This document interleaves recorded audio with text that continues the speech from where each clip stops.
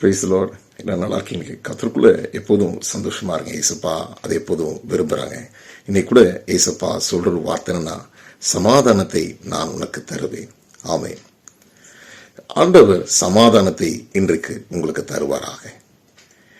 ஒருவேளை நீங்க சொல்லலாம், என் குடும்ப வாழ்க்கையில் எனக்கு சமாதானம் இல்லை, என் உறவுக்குள்ளாக சமாதானம் இல்லை, என் சொந்த பந்தங்களுக்குள்ளாக எனக்கு ஒரு சமாதானம் இல்லை.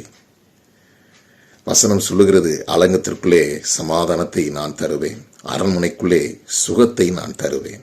ஆமென்.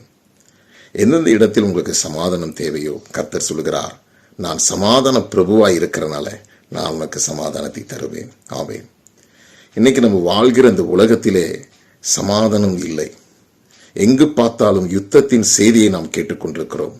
தேசத்தினுடைய மனிதர்கள், பெரிய தலைவர்கள், ஒவ்வொரு நாட்டிற்கும் யுத்தங்கள் நடக்கிறது.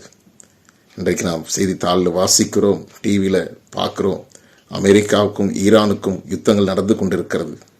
ஆமென். எங்கு பார்த்தாலும் யுத்தத்தின் செய்தி, குடும்பத்தில் யுத்தங்கள், சமாதான குறைவுகள், தேசத்தில் சமாதான குறைவுகள். ஆனால் ஆண்டவர் சொல்லுகிறார், நான் சமாதானத்தை தருகிறேன். நான் சமாதான பிரபுவாய் இருக்கிறனால் நான் சமாதானத்தை தருவேன். உலகம் தரக்கூடாத சமாதானத்தை நான் உன் இருதயத்திலும் உன் சிந்தனையிலும் நான் தருகிறேன் என்று சொல்லி ஆண்டவர் சொல்கிறார். இதற்கு நாம் என்ன பண்ண வேண்டும் என்றால் ஜெபிக்க வேண்டும். ஜெபம் பண்ணும்போது, ஆண்டவரிடத்தில் ஏசப்பாட்ட நாம் கேட்கும்போது, நிச்சயமாக நம்முடைய தேசத்திலும் நம்முடைய குடும்ப வாழ்க்கையிலும் நம்முடைய மற்ற எல்லா நாட்களிலும் கர்த்தர் நம்மளுக்கு சமாதானத்தை கொடுப்பார். இந்த வார்த்தையை நம்புங்க. கர்த்தர் உங்களை ஆசீர்வதிப்பாராக. God bless you.